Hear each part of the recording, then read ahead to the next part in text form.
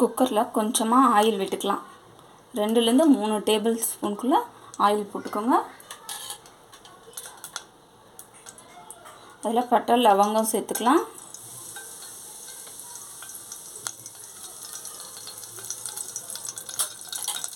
அப்புறம் 2 பெரிய வெங்காயம் நல்லா பொடிசாக நறுக்கி வச்சுருக்கேன், அதையும் சேர்த்துக்கலாம்.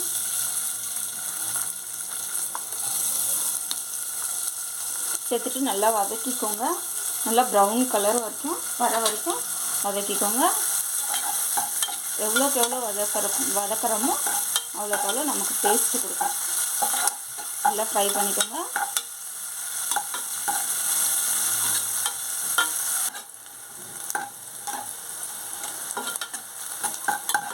பாருங்கள், பாதி வதங்கிடுச்சு வெங்காயம். இந்த ஸ்டேஜில் நம்ம 1 டீஸ்பூன் இஞ்சி பூண்டு பேஸ்ட்டு சேர்த்துக்கலாம். எல்லாமே ஃப்ரெஷ்ஷாக அரைச்சி வச்ச மசாலா தான் யூஸ் பண்ணுறேன். நான் கடையிலேருந்து வாங்கி யூஸ் பண்ணல. அது ஃப்ரெஷ்ஷாக அரைச்சா தான் நமக்கு டேஸ்ட் கொடுக்கும். நீங்களும் ஃப்ரெஷ்ஷாகவே அரைச்சி செய்யுங்க.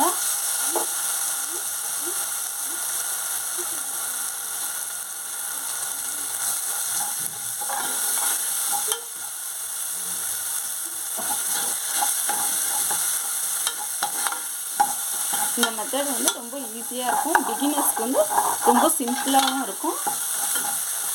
நீங்களும் ட்ரை பண்ணி பாருங்கள் இந்த மெத்தடை. கொஞ்சம் பச்சை வாசனை போன பிறகு 1 தக்காளி பொடிசாக நறுக்கி வச்ச தக்காளி போட்டுருவோம்.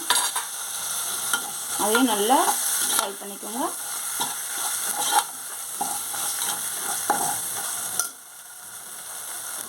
தக்காளி போட்டதுக்கப்புறம் சீக்கிரமாக வதங்கிறதுக்காக சால்ட் போட்டு நல்லா வதக்கிக்கோங்க.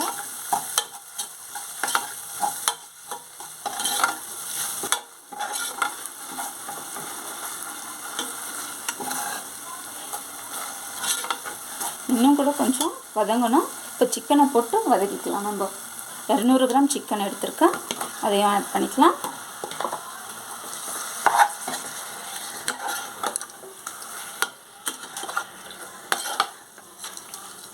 ஆட் பண்ணிவிட்டு 1/4 டீஸ்பூன் மஞ்சள் தூள்,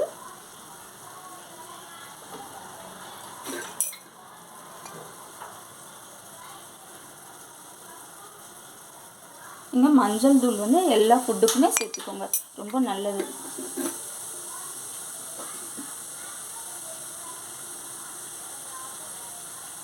ஒன் டீஸ்பூன் மிளகாய்த்தூள். மிளகாய்த்தூள் வந்து நானே ஃப்ரெஷ்ஷாக பண்ணது.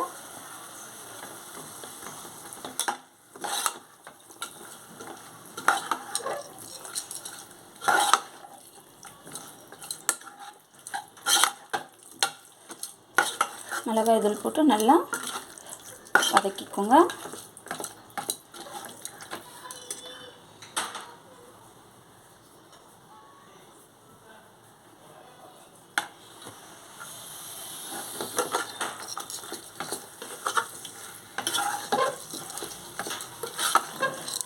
நான் வந்து மிளகாய் தூள் தனியாத்தூள் எல்லாம் ஒன்றா சேர்த்து வச்சு அரைச்சதுனால நான் வந்து தனியாத்தூள் தனியாக ஆட் பண்ணலை.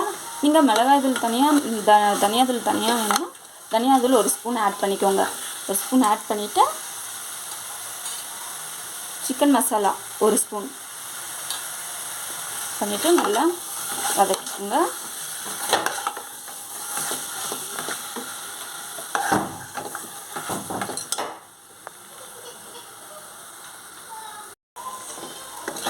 இப்போ நல்லா வதக்கிட்டே இருக்கும்போது மசாலா எல்லாம் ஸ்ப்ளிட் ஆகிடுச்சேன்ட்டு இப்போவே தண்ணி ஊற்றிடக்கூடாது. எண்ணெய்லாம் மேலே மிதக்கிற வரைக்கும் நல்லா வதக்கிட்டே இருக்கணும்.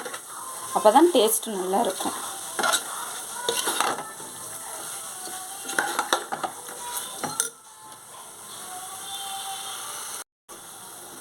இப்போ பாருங்கள், நல்லா வதங்கிடுச்சு.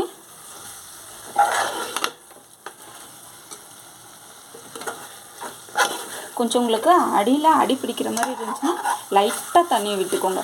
தண்ணி விட்டுட்டு அதுக்கப்புறம் வதக்குங்க.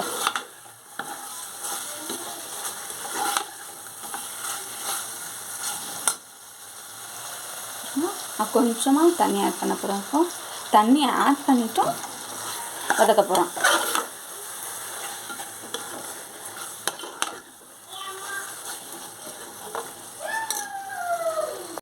இப்போ பாருங்கள் எண்ணெய்லாம் மிதக்குது. இந்த ஸ்டேஜ்லேயே பாதி சிக்கன் பாயில் ஆகிட்ருக்கும். சிக்கன் வந்து பாதி பாயில் ஆகிட்ருக்கும்.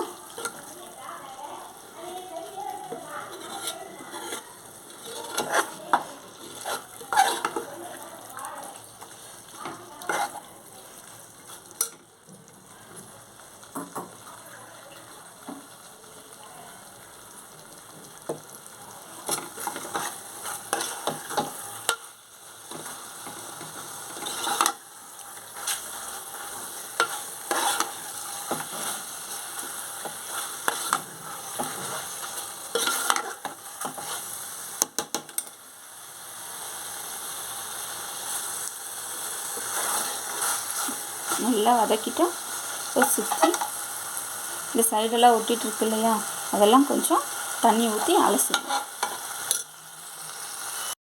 பாருங்கள், லைட்டாக தண்ணி ஊற்றிக்கோங்க.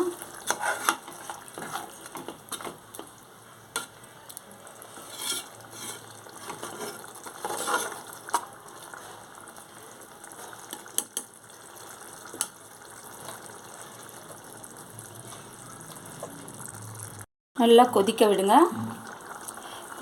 நல்லா பாயில் ஆகிற வரைக்கும் கொஞ்சம் நேரம் நல்லா கொதிக்கட்டும்.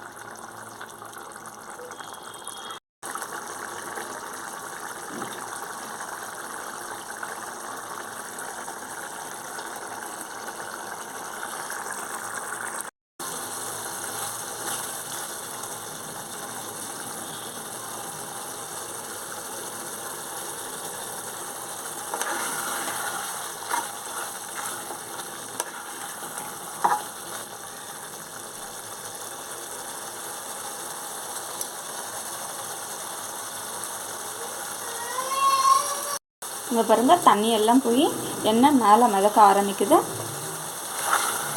இப்போது ரெடி ஆகிட்டே இருக்குது. இன்னும் கொஞ்சம் நேரத்தில் ரெடி ஆகிடும்.